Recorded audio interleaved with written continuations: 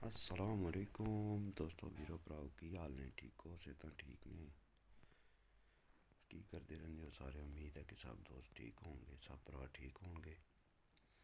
दोस्तों अज कबूतरां दा एक तुहाडे वास्ते टोटका ते तरीका समझ लो टोटका समझ लो कि कबूतरां नूं सर्दी तो बचाने दे जेह्ड़े तरीके ने वो तरीके तुहाडे नाल एक दो तरीके शेयर करने आं। इंशाअल्लाह बेहतरी होएगी कबूतर इंशाअल्लाह सर्दियों में जेह्ड़े कबूतर बमार हो रहे हैं बमार नहीं होने लगे। तो गल कुछ इस तरह कि जो ही सर्दी शुरू होती है हले सर्दी पूरी जी नहीं शुरू होती तो कोई दोस्त इस तरह करते हैं कि कबूतरां दे जेह्ड़े खुडे ने वो बिल्कुल बंद कर देंगे।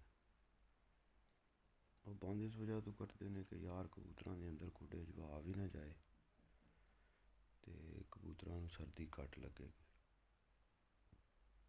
ठीक हो गया जी हवा ना जाए मगर उसका नुकसान क्या है जेह्ड़ा हवा ना जाए दी खुडे बिच।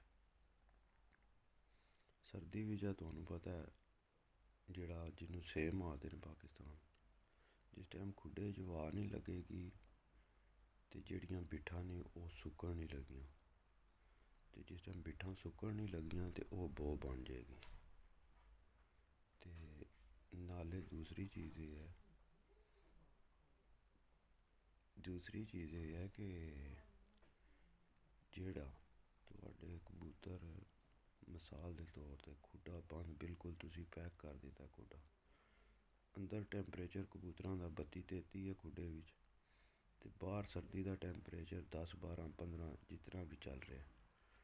अंदरों खुडे बिच कबूतर एकदम गर्म निकलणगे निकल के कबूतर बाहर आके बैठणगे डंडियां ते वो 10-15 मिनट तो तुसी तकोगे कि कबूतर जी बहुत फ्रैश ने जी बहुत ज़बरदस्त ने मगर वही कबूतर 10-15 मिनट के बाद बिल्कुल बह जाएंगे पर चाह के सुस्त जे हो के बह जाएंगे उदों फिर कबूतर सर्द ते गर्म हो जाते हैं।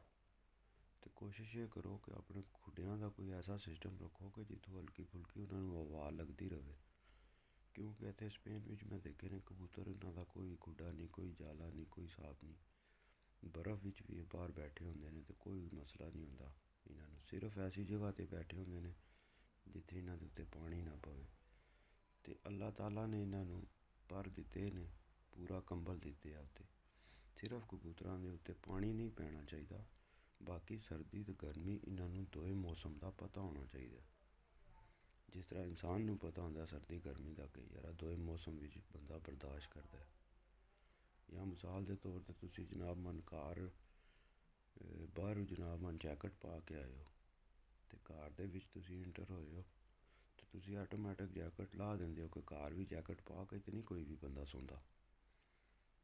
इस गल्ले टैंपरेचर जेह्ड़ा है वो सब तो पहला जेह्ड़ा कबूतरां दा तुसी उन्नू इक जिहा रखने की कोशिश करो भावें खुडे च ने ते भावें बाहर ने तकरीबन मिलदा जुलदा होवे।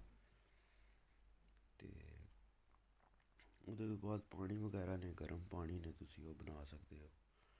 ते सारेआं तो आसान टोटका जेह्ड़ा ऐ कि हफ्ते बिच तुसी इक दो दफ़ा कबूतरां दे दाने दे उत्ते जेह्ड़े मच्छी दे कैप्सूल होंदे ने तेल दे तुसी अपने कबूतरां दा हिसाब देख लो किलो बाजरे बिच अगर 2-3 कैप्सूल तुहाडे पैंदे ने उन्हां नाल हल्का फुल्का बाजरा तर हो जाता है वो हफ्ते च इक दो दफ़ा तुसी अपने कबूतरां नूं पा लिया करो। ਉਹਦੇ ਨਾਲ फिर ये होएगा कि कबूतर जेह्ड़े ने तुहाडे उन्हां दी जेह्ड़ी है ताकत ओह् पूरी रवेगी ते मच्छी दे कैप्सूल बहुत अच्छे ने जेह्ड़ियां तुहाड़ियां मादियां अंडे बंद ने एह् दाना खान नाल तुहाड़ियां मादियां जेह्ड़ियां अंडे बंद ने ओह् भी अंडे देना शुरू हो जाणगियां इंशाअल्लाह। कबूतर गर्म भी रैह्णगे ते अंडे शंडे भी सही देणगियां मादियां। इस गल्ले कोशिश करो कि जेह्ड़ा टैंपरेचर है खुडे का और बाहर का तकरीबन उसदे 5-10 का फर्क हो ज़्यादा जनाब मन जे बाहर 15 टैंपरेचर है तो खुडे भी जनाब मन 30-35-40 टैंपरेचर बन गया तो वह तुहाडे वास्ते नुकसानदेह है। तो दोस्तों वीरो बस छोटियां छोटियां चीज़ां होंदियां ने इन्हां दा ध्यान रखना पैंदा बाकी कोई ऐसा इशू नहीं।